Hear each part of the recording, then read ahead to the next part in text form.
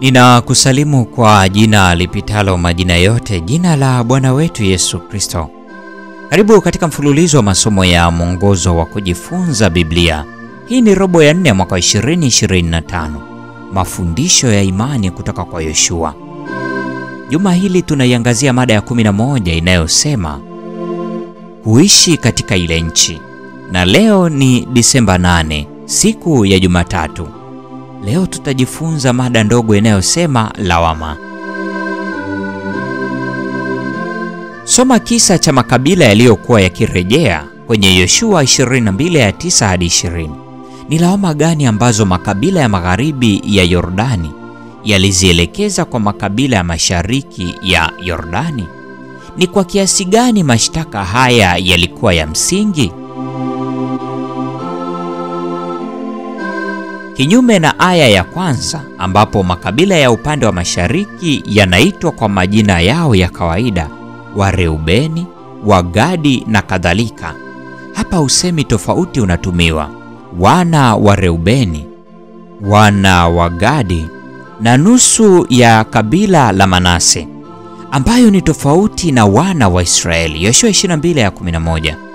Kwa namna hiyo ikiwakilisha utambulisho tofauti. Katika simulizi hiyo, usemi mkutano wote wa wana wa Israeli ni rejeo tu kwa makabila 9 na nusu ya Yordani Magharibi, ikikazia mpasuko uliostawi kati ya makundi hayo mawili. Kwa hakika swali la kisa kinachoonekana kuibukia hapa ni ikiwa makabila ya upande wa mashariki wa mto yanaweza kuonwa kama Waisraeli.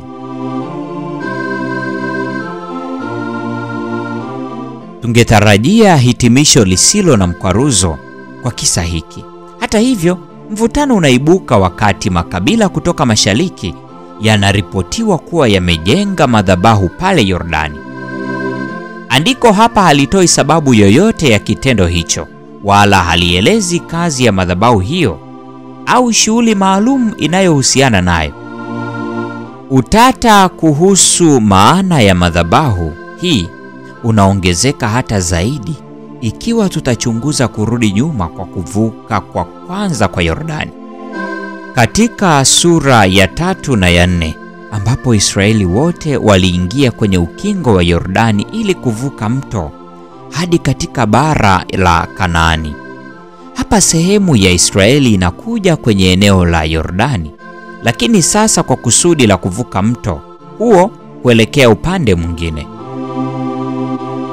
Katika matukio yote mawili ujenzi unaofanywa kwa mawe unatekelezwa. Ule wa kwanza ulitumika kama kumbukumbu, wakati ule wa pili ulioonekana kuwa ni madhabahu ya kuvutia. Swali linalokuja akilini ni hili: haya mawe yanamaanisha nini? Linganisha na Yoshua sura ya 4, 6 na 22. Je, madhabahu hii imejengwa kwa ajili ya kafara au ni kumbukumbu tu? Je, haya makabila mengine tayari yanaanza kuanguka katika uasi? Kuto kutaka maelekezo ya Yoshua, Eleazari au kwa viongozi wa kikabila, wanajikuta wakitengeneza nafasi ya kutokuelewana ambako matokeo yake yanaweza kusababisha pambano baya.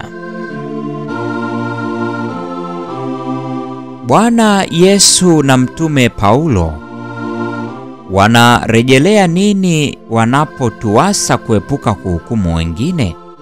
Soma Luka 6:37, Yohana 7:24 na Wakorintho wa kwanza sura ya 4 ya 5. Kwa nini ni rahisi hivyo kurukia mahitimisho yasiyo sahihi kuhusu makusudi ya wengine? Hii ni Disemba 8, siku ya Jumatatu, mada ikisema lawama. Na huo ndio mwisho wa tafakari ya mada hii siku ya leo. Neema ya Bwana wetu Yesu Kristo, pendo la Mungu na ushirika wa Roho Mtakatifu dumu kwa pamoja nasi sasa na hata milele. Amina.